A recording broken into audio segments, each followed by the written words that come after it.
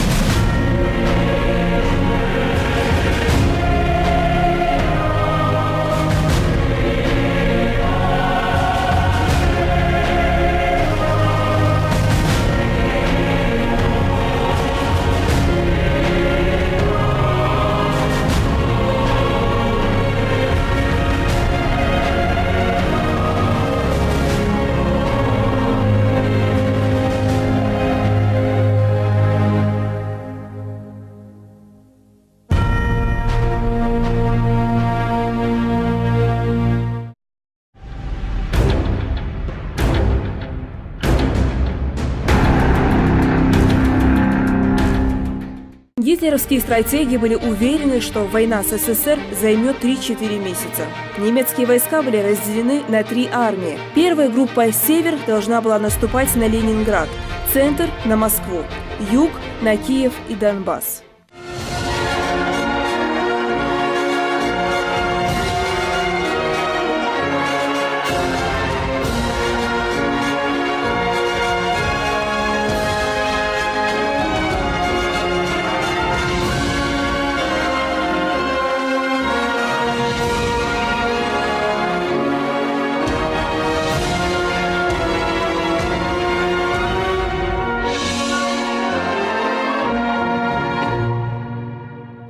Одними из первых сражаться за родину стали защитники Брестской крепости. Накануне войны в лагеря на учения из крепости было выведено около половины численности личного состава. Таким образом, в Брестской крепости утром 22 июня было около 9 тысяч бойцов и командиров, не считая персонала и пациентов госпиталя. В 4 часа 15 минут по московскому времени Брестская крепость подверглась массированному обстрелу, разрушившему значительную часть строений.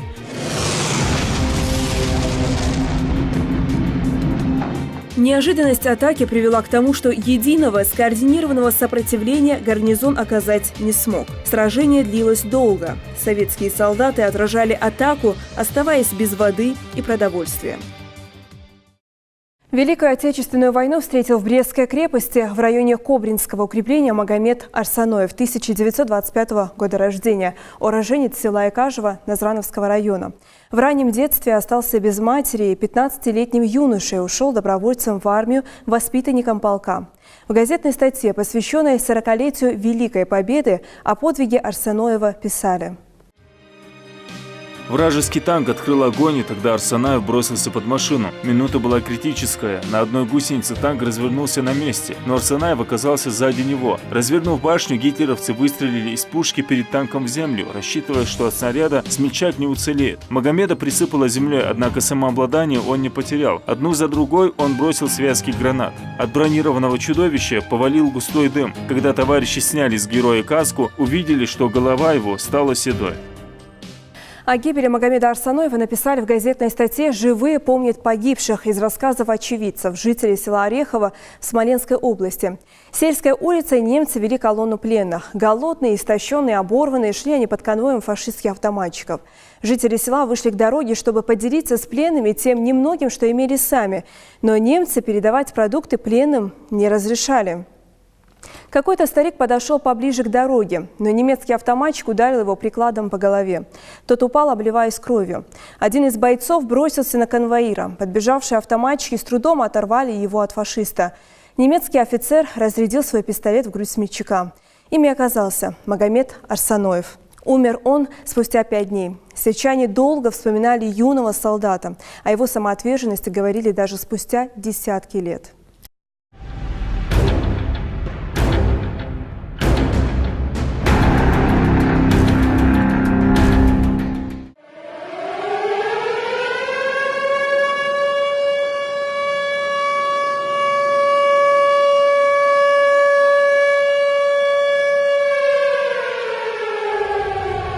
конце сентября 41-го, после того, как силы вермахта смогли сломить сопротивление частей Красной армии под Смоленском, враг начал наступление на Москву. Было задействовано более половины сил фашистов, находившихся на советско-германской границе. Положение Красной армии оставалось крайне тяжелым. Но, несмотря на это, на Красной площади 7 ноября 41 года состоялся военный парад. Войска с Красной площади шли прямо на передовую.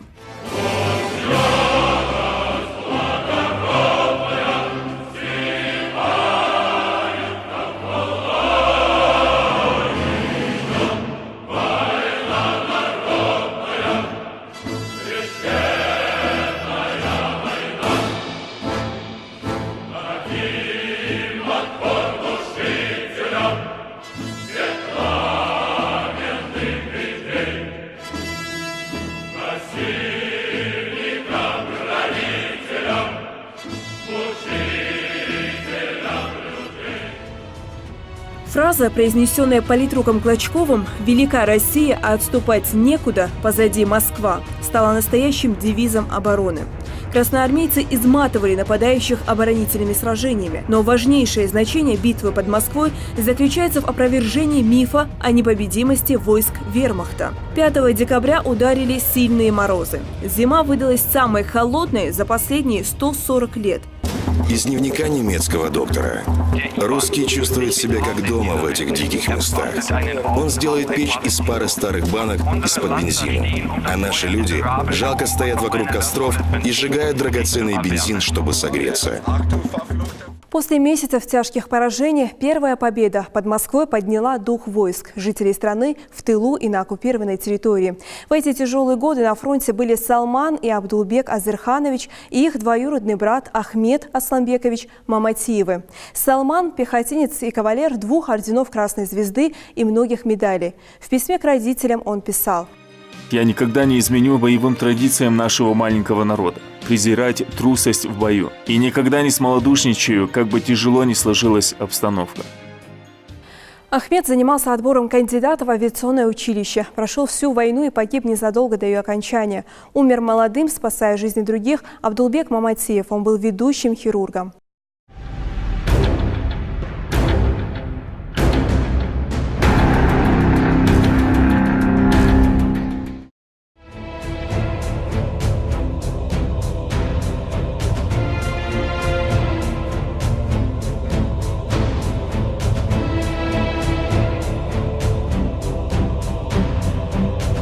Несмотря на огромные усилия, остановить немецкое наступление на всех направлениях не удалось. 8 сентября 1941 года вражеская армия выдвинулась к Ладожскому озеру. Началась блокада Ленинграда, которая продлилась 882 дня, 2 года и 5 месяцев. Первые месяцы блокады на улицах города были установлены 1500 громкоговорителей. Радиосеть несла людям информацию о налетах и воздушной тревоге. Одним из символов блокады стал метроном. Его быстрый ритм означал воздушную тревогу. Медленный отбой.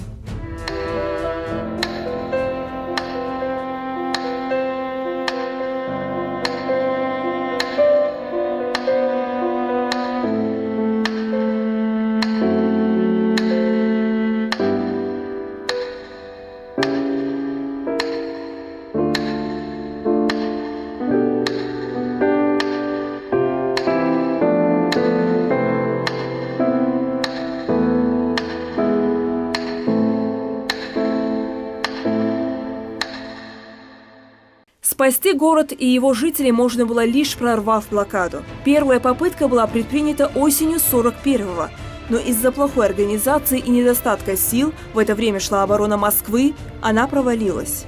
Но когда врага погнали от столицы, настало время проведения крупной операции под Ленинградом. В ноябре 42-го советские войска начали пробивать коридор к городу. После долгих боев в январе блокаду удалось пробить. По разным оценкам погибло до 850 тысяч человек, в основном от голода. Борьба за Ленинград стала одним из крупнейших событий всей Великой Отечественной войны и переломным моментом в жизни нашего земляка. Гитагазов Измаил Заурбекович родился в 1914 году в селении Кескем, Ингушетии. В 1940 году на базе части, в которой служил Гитагазов, открыли минометное училище. Измаил стал одним из его руководителей. В первый же день Великой Отечественной войны вместе со своими подчиненными он вступил в бой. Воевал на Волховском фронте и был назначен заместителем командира 1234-го стрелкового полка 370-й стрелковой дивизии. Домашним он писал: «Встретимся после разгрома Гитлера». Но в один день родителям Измаила пришло письмо не от него. Лето 1942 года. Ваш сын, старший лейтенант Гитагазов Исмаил Заурбекович, был ранен 18 июля 1942 года в бою за социалистическую родину. Верный военной присяге, проявив геройство и мужество под деревней Голубово в бою с немецко-фашистскими оккупантами, умер от ран в тот же день, 18 июля 1942 года, и был похоронен в Ленинградской области. После нескольких перекраиваний границ областей и районов земля, за которую пролил кровь и в которой похоронен Измаил Гитагазов, превратилась в заграницу. Сегодня это уже Литва. Не пришлось герою сдержать данное родным обещание и вернуться живым с войны.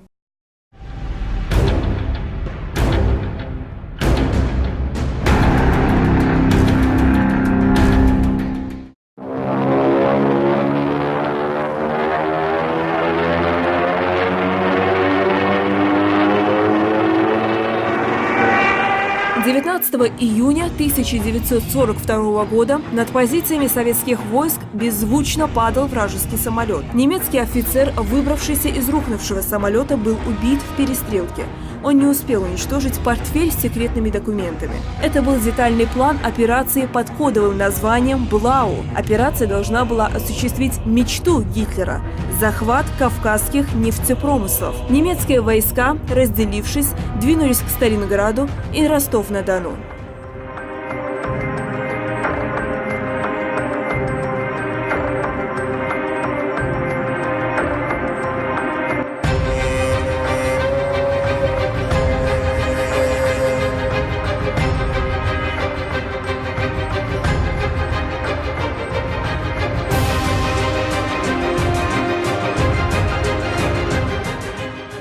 23 августа на Сталинград тучей надвигался немецкий воздушный флот. Небо стало черным от немецких самолетов. На город посыпались бомбы.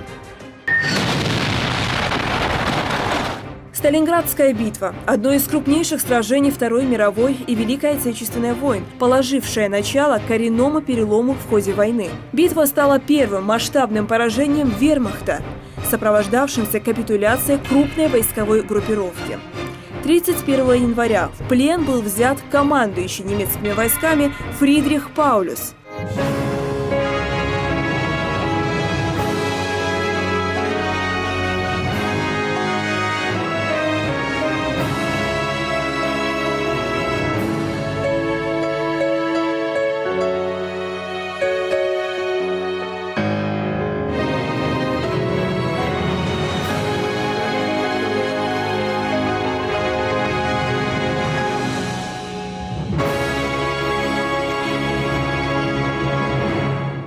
Разведданные стали, можно сказать, решающими в этой битве. В те годы в контрразведке СМЕРШ особого отдела на Центральном Калининском и Сталинградском фронтах служил Зубаир Газдиев.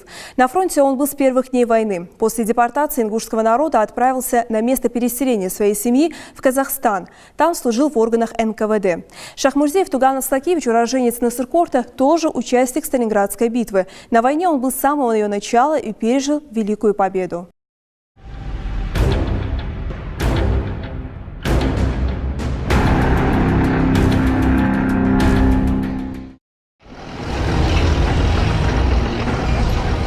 В 1942 году в ходе спецоперации «Блау» группа армии А двинулась к кавказским нефтепромыслам. Ударной силой стала первая танковая армия под руководством Эвельда фон Клейста. Цель вермахта – бакинские месторождения нефти.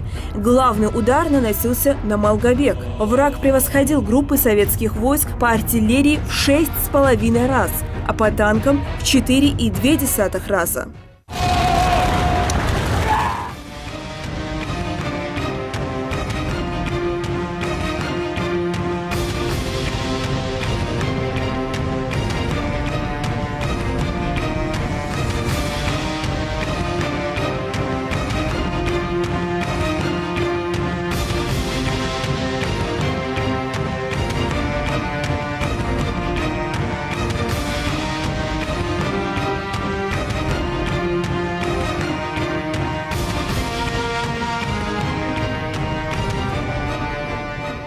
Здесь немцы встретили такие противотанковые препятствия, с которыми до этого им сталкиваться не приходилось.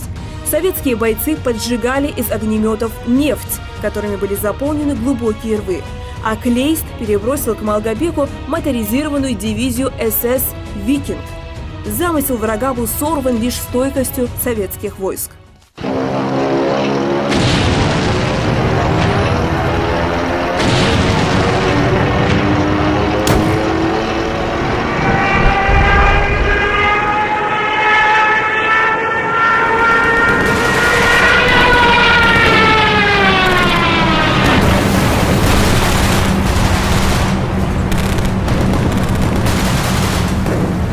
Успехи Советского Союза в битве за Кавказ можно считать одной из важнейших частей общего контрнаступления СССР во второй период войны. В это время советская армия не только начала отвоевывать обратно свои территории и возвращать плененных людей, но также сильно увеличила свою боевую мощь и могла на равных вступать в битвы с немецкой армией. Возвращение в видение СССР такой важной стратегической точки, как Кавказ, можно считать как одну из величайших побед СССР в Великой Отечественной войне. С этого началось победоносное шествие Советского Союза во Второй мировой войне. Но, к сожалению, у битвы на Кавказе есть и негативные последствия. Часть местного населения была обвинена в содействии противнику и депортирована в Сибирь. Отправился к родным Тумгоев Бейсултан Керимович. Он был не просто солдат, а человек, приближенный к советскому руководству. Благополучно окончил Московский юридический институт по линии военной прокуратуры. Люди с таким образованием и сейчас в пределе, а тогда были на вес золота. Его воинская служба началась в 1938 году в Беларуси. Дочь Бейсултана вспоминала, что тогда на ее отца и обратили внимание как на толкового, исполнительного и думающего офицера. Тумгоева сразу привлекали на самые ответственные дела, в том числе охране Сталина. По имеющимся данным, в 1943 году, во время проведения Тегеранской конференции, Бейсултану было доверено также защищать жизнь президента США Рузвельта и премьер-министра Англии Черчилля. Излишне говорить, что приближенные к Сталину служащие, в том числе его охрана, это были люди, проявившие себя как верные, преданные делу люди. Однако наступил 1944 год. Бейсултан узнает о депортации ингушей и высказывает свое отношение к этой политической акции. Ему предлагают остаться в охране, но он решает присоединиться к родным. Ссыльного встречает далекий город Фрунзе. Но прошло лишь 2 месяца, как приходит бумага из Москвы. Из ссылки отзываются 3 человека. Среди них Ахмед Парагульгов и наш герой. Их ожидало секретное задание – обнаружить и уничтожить фашистский десант, высадившийся глубоко в тылу. За его успешное выполнение Бейсултана представляют к званию Герой Советского Союза.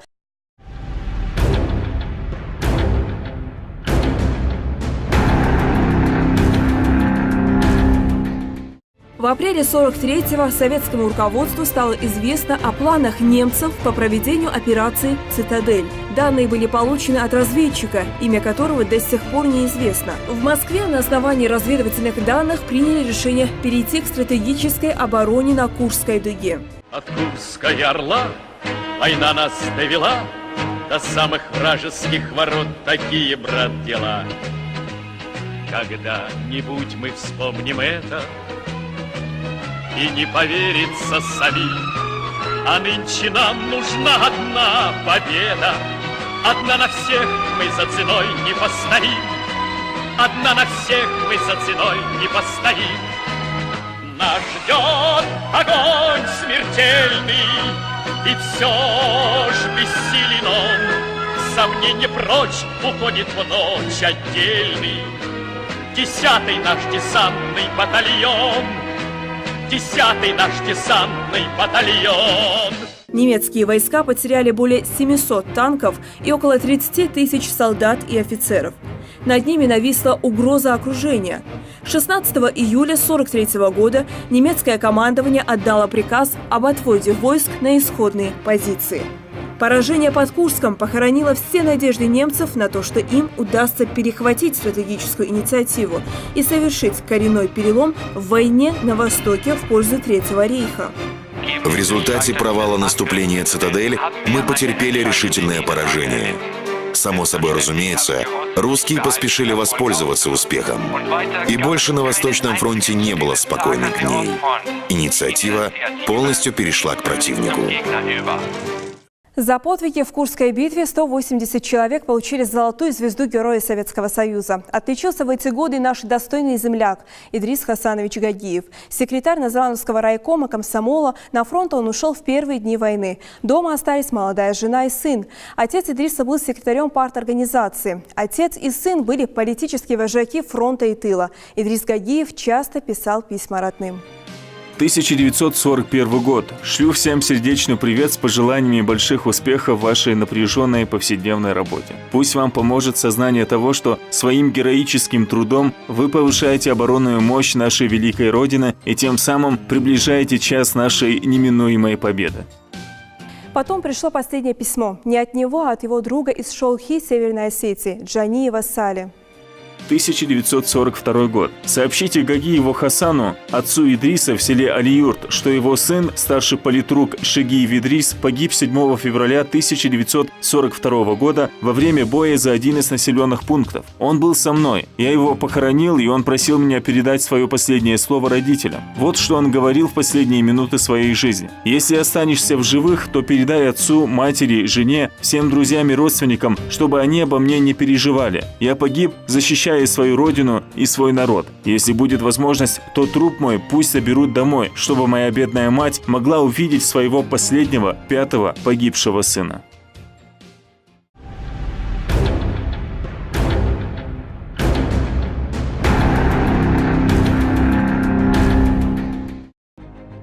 Одно из самых крупных поражений в самые первые дни войны советская армия потерпела в белорусских лесах. Для реванша был продуман план, получивший название «Багратион». Одна из крупнейших стратегических наступательных операций Великой Отечественной войны. Ее цель – разгром группы армий «Центр» и освобождение Белоруссии. Подготовка к операции проводилась в строжайшей тайне. Начав с разведки, советская армия перешла в наступление.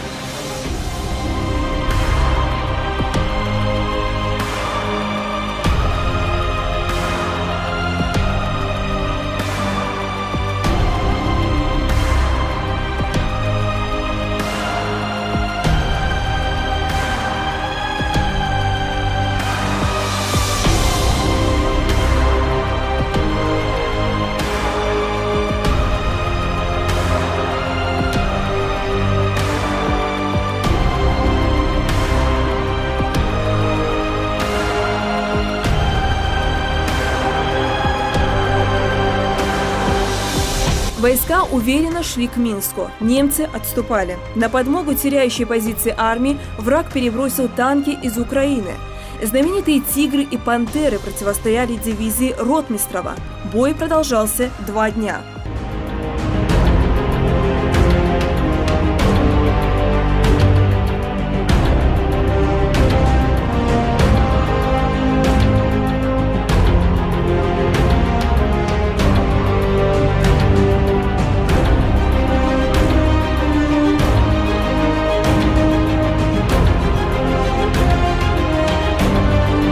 Неделя понадобилась советским войскам для полного уничтожения немецких войск под этим городом.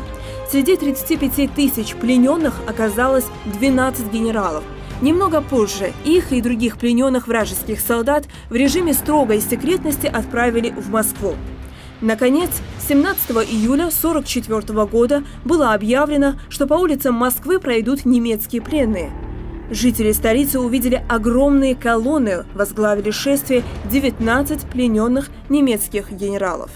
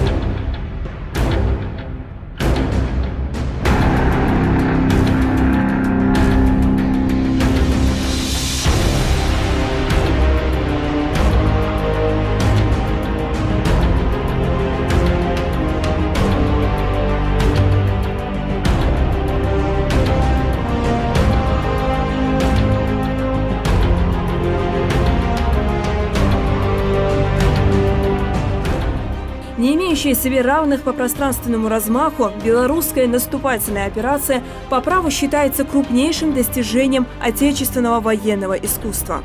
В результате нее была разгромлена мощнейшая группировка вермахта. Это стало возможным благодаря беспримерному мужеству, героизму, решимости и самопожертвованию сотен тысяч советских воинов и партизан Белоруссии, многие из которых пали смертью храбрых на белорусской земле во имя победы над врагом.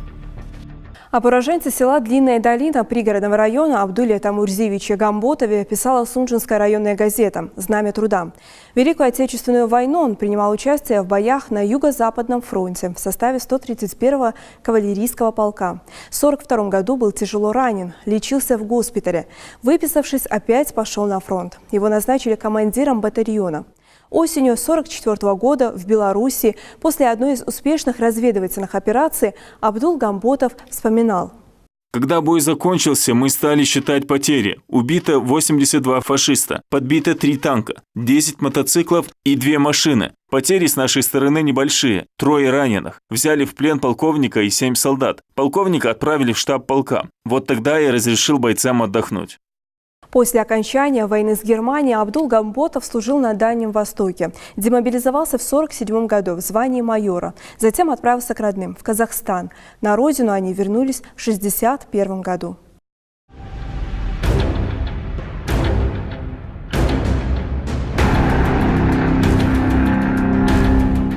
В составе первой ударной армии в освобождении Беларуси, Эстонии, Латвии и Литвы участвовал лейтенант Сулумбек Цуров. С конца 1940-го года он, будучи командиром отделения артиллерийской разведки, служил на северо-западной границе. Участвовал в сражении за Ленинград. Сулумбек ежедневно видел трагические и героические картины борьбы ленинградцев в осажденном городе.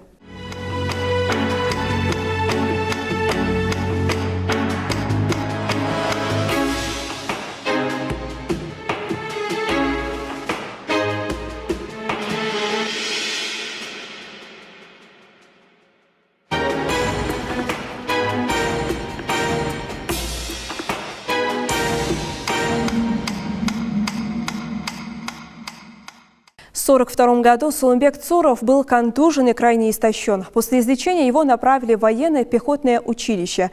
Позже были тяжелые бои на Сталинградском фронте. Рота противотанковых ружей под его командованием подбила 1 средний танк, 2 бронетранспортера, уничтожила 4 огневые точки и до 60 гитлеровцев и взяла в плен более 150 вражеских солдат и офицеров. Младший лейтенант Цуров был представлен к ордену Красного Знамени, но получить его не успел из-за очередного тяжелого ранения. Летом 1943 года он участвовал в сражении на Курской дуге, в боях за освобождение от гитлеровских оккупантов Смоленской области. Прошел всю войну, 2 ордена и 10 медалей, свидетельство его преданности своей родине.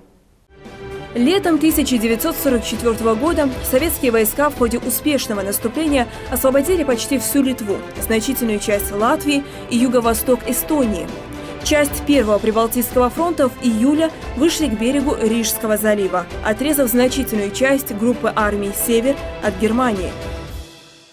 Участвовал в освобождении городов сел Беларуси и Литвы, форсировал реку Неман, штурмовал Кёнигсберг, Саюб Ташхоев. В 1942 году, когда враг подошел к воротам Кавказа, будучи рабочим стекольного завода, он решает добровольно отправиться на фронт. Ташхоев участвовал в боях на Тереке, в составе стрелковой дивизии освобождал Кубань. Позже его военное формирование перебросили для отражения ударов советских войск в Курской битве. Стрелок гвардии рядовой Саюб Ташхоев участвовал в наступлении на сильно укрепленную высоту 167,4. И вот что пишется об этом в документах архива Министерства обороны СССР. Наступая за огневым валом нашей артиллерии 8 августа 1943 года, гвардии рядовой Ташхоев первым ворвался в фашистскую траншею, атаковал немецкий штаб батальона, подбил 1 танк из противотанкового оружия, убил 5 солдат и 1 офицера, захватил радиостанцию, немецкие штабные документы, в том числе карту с нанесенной схемой немецкой обороны на Таманском полуострове. В этом бою Ташхоев был ранен. За совершенный подвиг награжден орденом Красного Знамени. Саюб Ташхоев также отличился при освобождении Севастополя. Он уничтожил фашистский дзот и даже раненый не покинул поле боя. В числе первых ворвался в этот город. День Победы Саюб Ташхоев встретил в Кёнигсберге. В целом, с марта 1944 года до сентября 1945 в боях за пределами своей страны участвовало около 7 миллионов советских воинов. Они полностью или частично освободили 13 государств Европы и Азии с населением свыше 147 миллионов человек.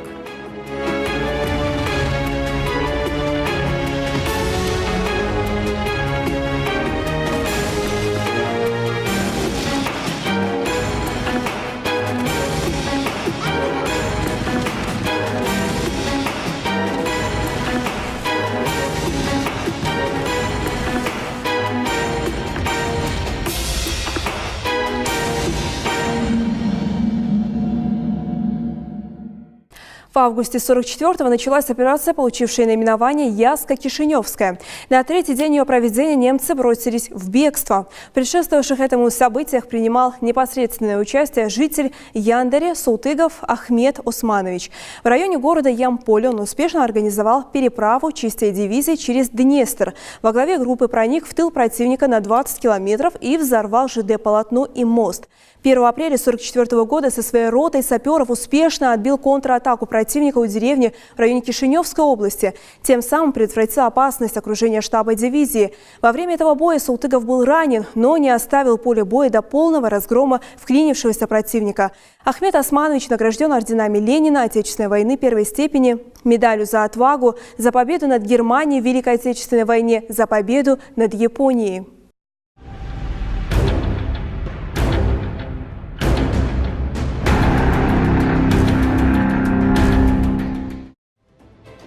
Завершающей стратегической наступательной операцией, проведенной советскими войсками, стала битва за Берлин. С 16 апреля по 8 мая с целью разгрома группировки немецких войск, оборонявшейся на берлинском направлении, овладения Берлином и выхода на реки Эльба для соединения с войсками союзников.